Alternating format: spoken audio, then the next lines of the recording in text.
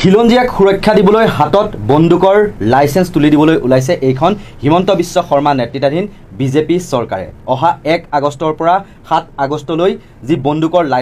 লাইসেন্সৰ বাবে খিলঞ্জীয়াই যিসকল খিলঞ্জীয়া লোক চৰ চাপৰি অঞ্চল বসবাস কৰে বা য'ত খিলঞ্জীয়া সংখ্যালঘু সেইসকল লোকে আবেদন কৰিব পাৰিব বুলি ইতিমধ্যে ঘোষণা কৰিছে মুখ্যমন্ত্ৰী ডক্টৰ হিমন্ত বিশ্ব শৰ্মাই। ই কেনে কথা কেনে কাণ্ড হ'ব পাৰে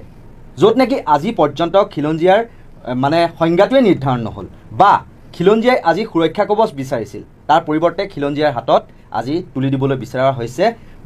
মৰাণস্ত্ৰৰ অনুজ্ঞাপত্ৰ। অৰ্থাৎ আৰক্ষী বাহিনীৰ কাম নাইকিয়া হৈ গ'ল নেকি? আইন শৃংখলা নিয়ন্ত্ৰণত আৰক্ষী যে ব্যৰ্থ সেয়া গৃহ বিভাগৰ মুৰব্বীগৰাকীয়ে নিজেই স্বীকাৰ কৰি ল'লে নেকি? এই সমগ্ৰ কথা আমি আলোচনা কৰিম। আৰু প্ৰত্যেক দিনাৰ দৰে আজিও আমাৰ সৈতে আছে নৰ্থ ইষ্ট নাওৰ মুখ্য সম্পাদক পৰেশ মালাকাৰ ডাঙৰীয়া। আৰু আজিৰ আমাৰ এই সাময়িকীত খিলঞ্জীয়াৰ হাতত যি বন্দুকৰ লাইসেন্স তুলি দিবলৈ ওলাইছে হিমন্ত বিশ্ব শৰ্মাৰ চৰকাৰে, ই কেনে ভয়াৱহ হ'ব পাৰে বা কেনেকুৱা ধৰণৰ অনাহত পৰিস্থিতিৰ সৃষ্টি হ'ব পাৰে বা বিজেপিৰ যিসকল নেতা বা ভক্তগণে ইয়াক কিহৰ কাৰণে সমৰ্থন জনাইছে, সকলোৱে হিমন্ত বিশ্ব শৰ্মাক প্ৰশংসাৰে কিহৰ কাৰণে উপচাই পেলাইছে ভক্তগণে, সমগ্ৰ বিষয় আলোচনা কৰিম। প্ৰথমতে মই আপোনাৰ পৰা জানিবলৈ বিচাৰিছোঁ, খিলঞ্জীয়াক সুৰক্ষা দিয়াৰ পৰিৱৰ্তে বা খিলঞ্জীয়াৰ কোনো ধৰণৰ সংজ্ঞা নিৰ্ধাৰণ নকৰাকৈ খিলঞ্জীয়াৰ হাতত এতিয়া বন্দুকৰ লাইসেন্স তুলি দিবলৈ ওলাইছে এইখন হিমন্ত বিশ্ব শৰ্মাৰ চৰকাৰে, কি ক'ব সমগ্ৰ বিষয়টো আপুনি? বন্দুকৰ অনুজ্ঞাপত্ৰ আগতেও মানুহক বিভিন্ন পৰিস্থিতিত অনুজ্ঞাপত্ৰ দিয়া হৈছিল, কিন্তু এতিয়া যিটো পাইকাৰী ধৰণে পাইকাৰী হাৰত বন্দুকৰ অনুজ্ঞাপত্ৰ দিয়াৰ প্ৰশ্ন কথাটো কৈছে, এইটো সঁচাকৈ চিন্তা কৰিবলগীয়া। কিয় চিন্তা কৰিবলগীয়া? তাৰ কেইবাটাও দিশ আছে। প্ৰথম কথা যে এখন দেশত এখন ৰাজ্যত বিভিন্ন অংশৰ জনসাধাৰণ থাকিব পাৰে। ধৰ্মীয় সংখ্যালঘু, ভাষিক সংখ্যালঘু, সংখ্যাগুৰু, বিভিন্ন ধৰণৰ মানুহ এখন ৰাজ্যত বা এখন দেশত বাস কৰিব পাৰে। আৰু অসমক আমি সাধাৰণতে কি কওঁ? অসমক এখন ভাৰতৰ ক্ষুদ্ৰ সংস্কৰণ বুলি কোৱা হয়, কিয়নো যে ইয়াত বিভিন্ন ভাষা ভাষী জাতি ধৰ্মৰ লোক ইয়াত আছে, সেইকাৰণে এইখনক ভাৰতৰ ক্ষুদ্ৰ সংস্কৰণ বুলি কোৱা হয়। এতিয়া এখন সমাজত, এখন ৰাজ্যত, এখন সমাজত শান্তি শৃংখলা যাতে বিৰাজ কৰে তাৰ দুটা কথা থাকে। এটা হৈছে যে তাত বিভিন্ন জনগোষ্ঠীৰ বিভিন্ন মানুহে তাত যাতে কাৰো ওপৰত কোনেও কোনো ধৰণৰ অত্যাচাৰ উৎপীড়ন নকৰে, সেইটো জনসাধাৰণৰ পৰ্যায়ত এক। আৰু 2 নম্বৰ যে তাৰ যিখন চৰকাৰ, ৰাষ্ট্ৰযন্ত্ৰ চৰকাৰে কোনো ধৰণৰ পক্ষপাতিত্ব কৰিব নালাগে। সংখ্যাগুৰু, সংখ্যালঘু, ভাষিক জনগোষ্ঠী, ধৰ্মীয় জনগোষ্ঠী কাৰো মাজত কোনো ধৰণৰ প্ৰভেদ, কোনো ধৰণৰ বৈষম্য চৰকাৰে কৰিব নালাগে। গতিকে তেনেকুৱা এখন চৰকাৰে যদি সেইটো হৈছে চৰকাৰৰ সাংবিধানিক দায়িত্ব, তেতিয়াহ'লে যে মানুহক সুৰক্ষা দিয়াটো, সমাজত যাতে সামাজিক শান্তি বৰ্তি থাকে সেইটো নিশ্চিত কৰাটো মূলতঃ তাৰ দায়িত্ব হৈছে চৰকাৰৰ আৰু তাৰ দায়িত্ব জনসাধাৰণৰো। কিন্তু আমি যোৱা সময়ছোৱাত কি দেখা পাই আছোঁ? আমি যোৱা সময়ছোৱাত এটাই দেখা পাই আছোঁ যে পদে পদে তেওঁলোকে এই কথাটো নামানিব পাৰে। ভাৰতীয় জনতা পাৰ্টীৰ সমৰ্থকসকলে বা RSSৰ সমৰ্থকসকলে এইটো কথা নামানিব পাৰে, কিন্তু কাৰ্যত পদে পদে তেওঁলোকে সংখ্যালঘু, বিশেষকৈ ধৰ্মীয় সংখ্যালঘুসকলক তেওঁলোকে অপদস্থ কৰা, তেওঁলোকৰ প্ৰতি অসন্মানজনক কথা কোৱা, এইটো স্বয়ং মুখ্যমন্ত্ৰী নিজেই কৰি আহিছে। আৰু হয়, অসমত কোনো ঠাইত ধৰ্মীয় সংখ্যালঘুৰ তেওঁলোক সংখ্যাগুৰু আৰু তাত সংখ্যাগুৰু মানুহ কোনো ঠাইত সংখ্যালঘু। এতিয়া সেই দায়িত্বটো যোৱা সময়ছোৱাত আমি তেনেকুৱা ধৰণৰ কিবা অসমত দেখিছোঁ নেকি যে সংখ্যালঘুৰ মানুহে ধৰ্মীয় সংখ্যালঘুসকলে এই অন্য জনগোষ্ঠীৰ ওপৰত তেনেকুৱা ধৰণৰ কিবা অত্যাচাৰ কৰা আমি উদাহৰণ দেখিছোঁ নেকি যোৱা সময়ছোৱাত পাইছোঁনে বিশেষ নাই সৰু সুৰা ঘটনা ঘটে তেনেকুৱাটো হোৱা নাই ঠিক হৈছে সেইটো সকলোৰ লগতে থাকে গতিকে ইয়াৰ একমাত্ৰ কথা হৈছে এইটো মানে এইটো এনেকুৱা এটা ভয়ানক কথা যে ৰাষ্ট্ৰযন্ত্ৰই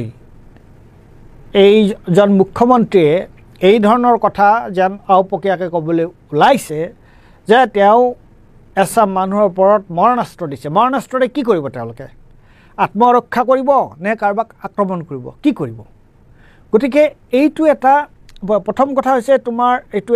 ইয়াৰ যিটো বাৰ্তা সেই বাৰ্তাটো অত্যন্ত বিপজ্জনক বাৰ্তা আৰু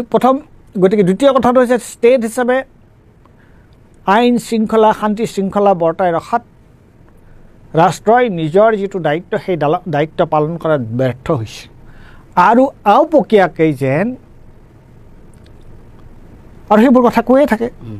থাকে যে উজনিৰ ল'ৰা আহিলে চাফা কৰি দিব তেনেকুৱা ধৰণৰ কথা কোৱা নাছিলে মিয়া চাফা কৰি উজনিৰ ল'ৰা আহি পেলাই চাফা কৰি দিব এতিয়া এজন মুখ্যমন্ত্ৰীয়ে এখন ৰাজ্যৰ মুখ্যমন্ত্ৰীৰ মুখত এই ধৰণৰ ভাষা এই ধৰণৰ কথা কয় নেকি মুখ্যমন্ত্ৰীয়ে কয় নেকি যে অমুকে শেষ কৰি দিব খতম কৰি দিব এই ধৰণৰ কথা কয়নে তেওঁৰ দায়িত্ব হৈছে যে সমাজত যাতে কোনো ধৰণৰ অপ্ৰীতিকৰ কথা নহয় কোনেও যাতে কোনো ধৰণৰ অশোভনীয় কথা ব্যৱহাৰ নকৰে আচৰণ নকৰে কোনো উত্তেজনাপূৰ্ণ কথা নকয় শান্তি সম্প্ৰীতি মানুহৰ মাজত বৰ্তি থাকে সহনশীল হৈ থাকে মানুহ সেইটোহে মুখ্যমন্ত্ৰীজন নিজেই যদি উচ্চতাই দিয়ে আৰু এতিয়া উচ্চতোৱাৰ পৰ্যায়টো এইটোলৈ গুচি গৈছে যে তেওঁ মৰণাস্ত্ৰ দিব বন্দুক বাৰুদ তুলি দিব মানুহৰ হাতত আৰু তাৰ পিছৰ অৱস্থাটো কি হ'ব ভগৱান জানে কিন্তু মই ভাবোঁ যে অসমত আজি বহু দিনৰ পৰা বহু বছৰৰ পৰা এই চেষ্টা এটা চলাই থকা হৈছে সাম্প্ৰদায়িক উত্তেজনাৰ কিন্তু অসমীয়া মানুহে এই কথাটো তেওঁলোকে শিকিছে পূৰ্বৰ অভিজ্ঞতাৰ পৰা তেওঁলোকে শিকিছে আৰু সেইকাৰণে তেওঁলোকে কেতিয়াও এই চৰকাৰৰ যি ধৰণৰ প্ৰৰোচনা সেই প্ৰৰোচনাত তেওঁলোকে ভৰি দিয়া নাই গতিকে এই যিটো কথা আহিছে বন্দুকৰ অনুজ্ঞাপত্ৰ দিয়াৰ কথাটো আহিছে মই ভাবোঁ যে অসমৰ সংখ্যাগুৰু আৰু সংখ্যালঘু সকলোৱে এই কথাটো তেওঁলোকে অতিক্ৰম কৰি যাব আৰু এই ক্ষেত্ৰতো তেওঁলোকে এই চৰকাৰৰ যিটো হিডেন যিটো তেওঁলোকৰ যিটো প্ৰভোকেশ্যন এজেণ্ডা এই তেওঁলোকৰ যিটো তেওঁলোকৰ যিটো গোপন যিটো তেওঁলোকৰ উত্তেজনা প্ৰৰোচনামূলক যিটো উত্তেজনা তাৰ দ্বাৰা তেওঁলোক প্ৰৰোচিত নহ'ব আপুনি কৈছে যদি গতিকে মই সেইটো কথাই ক'বলৈ ওলাইছোঁ এটা পোষ্ট দিছিলোঁ ফেচবুকত তেতিয়া কিন্তু তাৰ তলত বহুতো অসমীয়া মানুহে লিখিছে যে আমি তাৰমানে বন্দুক বিচৰা নাই কোনেও আমিতো শান্তিতে আছোঁ কিন্তু খিলঞ্জীয়া লোকে বিচাৰিছিল কি ভূমিৰ অধিকাৰ বিচাৰিছিল খিলঞ্জীয়া লোকে তেওঁলোকে চাকৰিত বাকৰিত 80% খিলঞ্জীয়া লোকৰ বাবে তাৰমানে সংৰক্ষিত হোৱাটো বিচাৰিছিল বেপাৰ বাণিজ্য খিলঞ্জীয়াৰ হাতলৈ যোৱাটো বিচাৰিছিল বা শিক্ষাৰ ক্ষেত্ৰত তাৰমানে সংৰক্ষণৰ ক্ষেত্ৰত খিলঞ্জীয়া অগ্ৰাধিকাৰ মই কৈছোঁ ইয়াতে আমি সকলোবিলাকতে দেখিছোঁ যিসকল বহিৰাজ্যৰ পৰা অহা প্ৰাৰ্থীয়ে ভৰি পৰিছে এতিয়া অসমৰ ক্ষেত্ৰত কিন্তু সেইটো সংৰক্ষণ ব্যৱস্থা নাই বহিৰাগত বনিয়াই হওক বা অন্যান্য পুঁজিপতি গোষ্ঠীয়ে হওক ব্যৱসায়ৰ ক্ষেত্ৰত চাকৰিৰ ক্ষেত্ৰত তেওঁলোকৰহে দপদপনি বেছি দেখিছোঁ সেই তেনেকুৱা সময়ত এটা খিলঞ্জীয়া সংজ্ঞা নিৰ্ধাৰণ নকৰাকৈ এটা প্ৰৰোচনামূলক সিদ্ধান্ত লৈছে কাকো নুসুধা নেমেলাকৈ তেওঁ নিজে একপক্ষীয়ভাৱে লৈছে কাৰণ কোনো খিলঞ্জীয়াইতো তেওঁক বন্দুক বিচৰা নাছিল আবেদনটো কোনেও নিজে জনোৱা নাছিল কি ক'ব সমগ্ৰ নাই এইটো এটা গুৰুত্বপূৰ্ণ প্ৰশ্ন সেইটো হৈছে এই প্ৰশ্নটোৰ যিটো সাৰাংশ সেইটো খুব গুৰুত্বপূৰ্ণ সেইটো হৈছে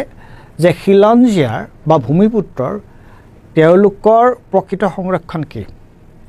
তেওঁলোকৰ প্ৰকৃত সংৰক্ষণটো হৈছে যে তেওঁলোকৰ যিটো ভূমি অধিকাৰ তেওঁলোকক তুমি ভূমিৰ অধিকাৰ দিয়া তেওঁলোকৰ অৰ্থনৈতিকভাৱে তেওঁলোক যাতে স্বাৱলম্বী হ'ব পাৰে তাৰ ব্যৱস্থা কৰা শিক্ষা দীক্ষা সংস্কৃতি এইবোৰৰ অধিকাৰ সুনিশ্চিত কৰা কিন্তু আমি তাৰ ওলোটাটো দেখিছোঁ কেনেকৈ যে আজি যোৱা সময়ছোৱাত এই উচ্ছেদৰ কথা ওলাইছে উচ্ছেদৰ কথা কেৱল যে পাইকানত য'ত আমি গৈছিলোঁ পাইকান বা এখন কি হাট হাছিলা বিল তাতেই নহয় উচ্ছেদৰ আটাইতকৈ বেছি উচ্ছেদ হৈছে কোন মানুহ যে জনজাতীয় লোকসকল 49,000 বিঘা মাটি জনজাতীয় গতিকে তোমাৰ খিলঞ্জীয়াক সুৰক্ষা দিয়া ভূমিপুত্ৰসকলক সুৰক্ষা দিয়াৰ কথাটো ক'ত আচলতে তুমি তেওঁলোকক আচলতে উদাসটো তেওঁলোকক তুমি মানে তেওঁলোকৰ নিজৰ পৰা নিজৰ মাটিৰ পৰা কাঢ়ি দি তেওঁলোকক ঘৰতে তেওঁলোকক উঘৰি কৰি দিয়াৰ কথা হৈছে আৰু এই কথাটো এটা চৰম লগা অত্যন্ত লজ্জাজনক কথা সেইটো কথাহে মই ক'ব বিচাৰিম যে আজি তুমি তেওঁলোকৰ হাতত অস্ত্ৰ তুলি দিবলৈ গৈছা যাতে নিজৰ মাজতে সংঘৰ্ষ লাগি পেলাই তেওঁলোকৰ মৰামৰি কটাকটি এটা পৰিৱেশ এটা সাম্প্ৰদায়িক পৰিস্থিতি কিন্তু আজি ক্ষুদ্ৰ যিসকল ব্যৱসায়ী আছে ক্ষুদ্ৰ যিসকল মজলীয়া যিবোৰ ঠিকাদাৰ আছে সেইবিলাকে কিমান বছৰ ধৰি তেওঁলোকৰ টকা পোৱা নাই তেওঁলোক মৰি গৈছে ক্ষুদ্ৰ ব্যৱসায়ী এফালৰ পৰা উদ্যোগ ধ্বংস হৈ গৈছে কেইজনমান বেপাৰী আৰু সকলোতে বাহিৰৰ পৰা হাত ঠিকাদাৰ বেপাৰী তেওঁলোকৰ অগ্ৰাধিকাৰ ইয়াত যিয়েই কৰা যায় সামান্য কৰা হ'লে চবেই গুজৰাটৰ পৰা আহে RSS বিজেপিৰ লিংকৰ মানুহ তেওঁলোকে তাত ঠিকা পায় গতিকে আমাৰ এই মানুহখিনিক তোমাৰ কি কৰিব বিচাৰিছা তুমি ইটো জনগোষ্ঠীৰ মানুহক সিটো জনগোষ্ঠীৰ মাজত কাজিয়া লগাই দিয়া সাম্প্ৰদায়িক সংঘৰ্ষ লগক আৰু তেওঁলোক তেনেকৈ আচলতে নিশ্চিন্ন হৈ যাওক তেওঁলোকৰ অৰ্থনৈতিক যিটো তেওঁলোকৰ ভিত্তি সেইটো নোহোৱা হৈ যাওক চাকৰি বাকৰি তেওঁলোকে নাপাওক উদ্যোগ বা বেহা বেপাৰ সেইবিলাক সকলোতে আজি গাহৰি বেপাৰীসকলে আজি তোমাৰ গাহৰি বেপাৰীসকলে তেওঁলোকে গাহৰি উৎপাদন যিসকলে কৰে তেওঁলোকৰ হাহাকাৰ কিয়নো আজি বহিৰাজ্যৰ পৰা অহা গাহৰিয়া আমাৰ ভৰ্তি হৈ গৈছে সেইবিলাকত আজি সকলোতে তোমাৰ আজি তেওঁলোকে হৈছে সকলোতে সিন্ডিকেট আৰু সিন্ডিকেটবোৰ কোনে কৰিছে এই সিন্ডিকেটবোৰ তুমি অলপমান ভালকৈ অনুসন্ধান কৰা দেখা পাবা এই যে বিজেপি RSSৰ লগত ঘনিষ্ঠ সম্পৰ্ক থকা মানুহবিলাকে এই সিন্ডিকেটবোৰ কৰিছে গতিকে এফালেদি তুমি মানুহবিলাকক উদাসটো কৰিবলৈ গৈছা তোমালোকক তেওঁলোকৰ মূলৰ পৰা বিচ্ছিন্ন কৰি পেলাব বিচাৰিছা তেওঁলোকক ভূমিহীন কৰি পেলাব বিচাৰিছা আৰু আনফালে তেওঁলোকৰ হাতত অস্ত্ৰ তুলি দি তেওঁলোকৰ মাজত এই স্থানীয় মানুহবিলাকৰ মাজত অসমত থকা এটা সংঘৰ্ষ তুমি সৃষ্টি কৰিব বিচাৰিছা যাতে মানুহে সংঘৰ্ষ এটা ত্ৰাসত এটা থাকে এইটো এটা অত্যন্ত গঢ়িত কাম এটা অত্যন্ত গঢ়িত কাম আৰু এই ব্যৰ্থতাটো চৰকাৰে মানি লোৱা উচিত যে তোমালোকে একো কৰিব পৰা নাই খিলঞ্জীয়াৰ সুৰক্ষাৰ কাৰণে কিন্তু তোমালোকে তাৰ ওলোটাই তোমালোকে এই ধৰণৰ এটা প্ৰৰোচনামূলকভাৱে তেওঁলোকৰ মাজত এটা সংঘাত ওপৰৰ পৰা জাপি দিব বিচাৰিছে নিশ্চয় মই শেষত দুটা প্ৰশ্ন কৰিম প্ৰথম প্ৰশ্নটো হৈছে যিহেতু আৰক্ষী নামৰ এটা বিভাগ আছে গৃহ বিভাগৰ অধীনত তেওঁলোকৰ হাতত অস্ত্ৰ শস্ত্ৰ থাকে আৰু যিহেতু অস্ত্ৰৰ প্ৰশিক্ষণৰ বাবে 6 মাহ তেওঁলোকক ট্ৰেইনিং দিয়া হয় এটা প্ৰপাৰ ট্ৰেইনিঙৰ পিছত তেওঁলোকে হাতত অস্ত্ৰপাত লাভ কৰে কিন্তু এতিয়া যিসকলক লাইসেন্স দিব যদিহে কেনেবাকৈ বন্দুকটো চাফা কৰোঁতে বা গুলি ভৰাওঁতে যদি আত্মঘাতী কিবা এটা হৈ যায় ভগৱানে নহওক বাৰু কিন্তু বা যদি অকমান খং উঠি উত্তেজিত হৈ নিজৰ মানুহকে যদি সেই বন্দুকেৰে যদি আক্ৰমণ কৰে এটা কলিয়াবৰত আমি সিদিনাখন ঘটনা দেখিছোঁ হাতত বন্দুক লৈ পেলাই থানাৰ মাজত আহি পেলাই হাত জোকাৰি মানুহক মাৰিব মানে খেদি আহিছে তেনেকুৱা ধৰণৰ এক পৰিস্থিতিৰ সৃষ্টি হৈছিল সেই সমগ্ৰ বিষয়টো যে আৰক্ষীৰ এটা বিভাগ থাকোঁতে আইন শৃংখলাজনিত পৰিস্থিতি তেওঁলোকে নিয়ন্ত্ৰণ কৰিবলৈ আছেই তেনেকুৱা সময়ত খিলঞ্জীয়া লোকৰ হাতত বন্দুক তুলি দি উইদাউট কোনো ধৰণৰ প্ৰশিক্ষণ অবিহনে কি ক'ব সমগ্ৰ বিষয়টো তোমাক এটা বন্দুক তোমাক এটা লাইসেন্স তুমি বন্দুক কিনিব যাবানে দামো বহুত যাবানে নোযোৱা গতিকে খিলঞ্জীয়াৰ হাতত বন্দুক তুলি দিম বুলি অনুজ্ঞাপত্ৰ দিম বুলি ক'লে খিলঞ্জীয়াই দৌৰ মাৰি গৈ পেলাই বন্দুক কিনি নানে আৰু কোনে কিনি আনিব জানানে যিবোৰ অপৰাধী সেই অপৰাধীবিলাক না এতিয়াই কৈ দিছোঁ মই সেই অপৰাধীবিলাকেহে তোমাৰ এই অস্ত্ৰ ল'ব এইটো সুযোগ ল'ব লাগে আৰু লৈ তাহাঁতে তোমাৰ এই সামাজিক অপৰাধবিলাক যিবিলাক অপৰাধমূলক কাৰ্যকলাপ লিপ্ত হ'ব আৰু গতিকে অসমত ইতিমধ্যে অপৰাধে তোমাৰ আৰু ক'বই লাগে চানি ধৰিছে আৰু বেছি হ'ব সেইটো 1 নম্বৰ কথা আৰু 2 নম্বৰ কথাটো হৈছে তোমাৰ যিটো প্ৰশিক্ষণৰ যিটো কথা আছে কিবা আছে এই কথাটো সেইটোতো হয়েই যে এটা সেইকাৰণে মই কৈছোঁ যে আচলতে যিবোৰ দুষ্ট প্ৰকৃতিৰ মানুহ যিবোৰ অপৰাধী তেওঁলোকে ইয়াৰ সুযোগ ল'ব আৰু সাধাৰণ মানুহে এইবিলাকৰ ওচৰ নাচাপে মৰণাস্ত্ৰ এটা ভয়াৱহ এটা বিপদজনক কথা কাৰ ঘৰত তোমাৰ মৰণাস্ত্ৰ থাকে যদি কোনোবা মানুহ চিকাৰী কোনোবা মানুহ বেলেগ এটা এনেকুৱা ধৰণৰ এটা থাকে তেওঁলোকৰ মানুহৰ ঘৰত মৰণাস্ত্ৰ থাকে সাধাৰণ মানুহে মৰণাস্ত্ৰ নলাই নহয় কিয় ল'ব তোমাৰ এইটো এটা এটা এটা বন্দুক এটাৰ লগত ৰখাটো এটা ধেমালি কথা আৰু কি আইন শৃংখলাৰ দৃষ্টিত তেওঁলোক ব্যৰ্থ নেকি না সেইটোতো মই প্ৰথমতে ক'লোঁ যে তোমাৰ ৰাষ্ট্ৰ হিচাপে ৰাষ্ট্ৰ শাসন তোমালোকৰ এইটো দায়িত্ব নহয় আইনৰ তোমাৰ আৰক্ষী সুৰক্ষা বাহিনী তেওঁলোকৰ এইটো দায়িত্ব যে ক'ৰবাত যদি কিবা গণ্ডগোল লাগে কিবা হয় তেওঁলোকৰ চোৰাংচোৱা বিভাগ আছে নাই ক'ৰবাত যদি কিবা এটা এই ধৰণৰ কিবা অৱস্থা এটা হৈছে তেওঁলোকে তাত আগতেই গৈ পেলাই প্ৰিএমটিভ তেওঁলোকে আগতীয়াকৈ ব্যৱস্থা ল'ব লাগে গতিকে এইটোৰ সম্পূৰ্ণ দায়িত্ব গৃহ বিভাগৰ আৰক্ষী বিভাগৰ তে এইবোৰ ক'ত গ'ল তুমি মানুহক বন্দুক দিব বিচাৰিছা মানুহে নিজে নিজৰ প্ৰটেকশ্যনটো লওক এইটো এটা মানে কি ক'ম মই আৰু ক'বলৈ মোৰ ভাষা নাই শেষত সুধিছোঁ আপুনি যিহেতু অপৰাধীৰ কথাটো উল্লেখ কৰিলে ২৬ৰ নিৰ্বাচন আহি আছে ২৬ৰ নিৰ্বাচনৰ পূৰ্বে একাংশ গুড়া হিন্দুত্ববাদী যিবোৰ নেতা যিবিলাকে এনেকুৱা ধৰণৰ সাম্প্ৰদায়িক সংঘৰ্ষ লগাবলৈ চাই থাকে যিবিলাকৰ পূৰ্বেও বহুতো অপৰাধৰ দাগ আছে এই ইলেকশ্যনটোত আমি সাধাৰণ খিলঞ্জীয়া লোকতকৈ তেওঁলোকেহে এইটোৰ জৰিয়তে বেছি অনুপ্ৰাণিত হৈ সাম্প্ৰদায়িক সংঘৰ্ষ লগাবলৈ চেষ্টা কৰিব একো টান কথা নহয় যে নিৰ্বাচনৰ আগে আগে তেওঁলোকক বন্দুক দি দিয়া আৰু তেওঁলোকে ভয় খুৱাই মানুহক ভয় খুৱাই তেওঁলোকৰ পক্ষে ভোট লৈ লওক একো ডাঙৰ কথা নহয় কাৰণ আমি ছ'চিয়েল মিডিয়াত যিটো ট্ৰেণ্ড দেখিছোঁ একাংশ বিজেপি ভোটে বহুত সমৰ্থন জনাইছে সেইটোৱে কাৰণ যে সেইটো তেওঁলোকে ভয় ভাবুকি দি মানুহৰ মাজত অসন্তোষ আছে মানুহে চৰকাৰৰ এইবোৰ পদক্ষেপবিলাক তেওঁলোকৰ ভাল পোৱা নাই মানুহৰ যিবোৰ মৌলিক সমস্যা সেইবোৰ সমাধান কৰা তেওঁলোক সম্পূৰ্ণৰূপে ব্যৰ্থ হৈছে গতিকে এতিয়া মানুহে বন্দুক দি দিয়া মানুহক যাতে জোৰ জবৰদস্তি মানুহে বন্দুক টোৱাই তেওঁলোকে ভোট আদায় কৰে গতিকে এইটো অত্যন্ত বিপদজনক কথা আৰু এইটো এটা অত্যন্ত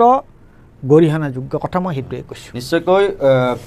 বহুকেইটা গুৰুত্বপূৰ্ণ দিশ ইতিমধ্যে পৰেশ মালাকাৰ ডাঙৰীয়াই আপোনালোকলৈ বুলি আগবঢ়ালে যিহেতু খিলঞ্জীয়াই নিজেই কেতিয়াও কিন্তু বন্দুক বিচৰা নাছিল খিলঞ্জীয়াই তেওঁলোকৰ সুৰক্ষা কৱচ বিচাৰিছিল বা এটা সুনিৰ্দিষ্ট সংজ্ঞা নিৰ্ধাৰণ হোৱাটো বিচাৰিছিল যে কোনসকল লোক আচলতে প্ৰকৃততে খিলঞ্জীয়া শব্দটোৰ অন্তৰ্ভুক্ত হ'ব তাকে নকৰি কিন্তু এইখন হিমন্ত বিশ্ব শৰ্মাৰ চৰকাৰে এক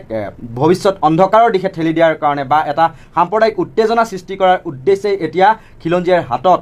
যি বন্দুকৰ মৰাণাস্ত্ৰৰ যি অনুজ্ঞাপত্ৰ সেই অনুজ্ঞাপত্ৰ তুলি দিব বিচাৰিছে নেকি বুলিও এতিয়া কিন্তু এক ডাঙৰ প্ৰশ্নৰ সৃষ্টি হৈছে সচেতন মহলৰ মাজত এনেকুৱা ধৰণৰ সত্য নিৰপেক্ষ যিসমূহ বিশ্লেষণ তাৰ বাবে আপোনালোকে চাই থাকিব নৰ্থ ইষ্ট নাও আৰু ইয়াৰ লগে লগে মই কল্পজ্যোতি শইকীয়া আৰু পৰেশ মালাকাৰ ডাঙৰীয়াই বিদায় লৈছোঁ ধন্যবাদ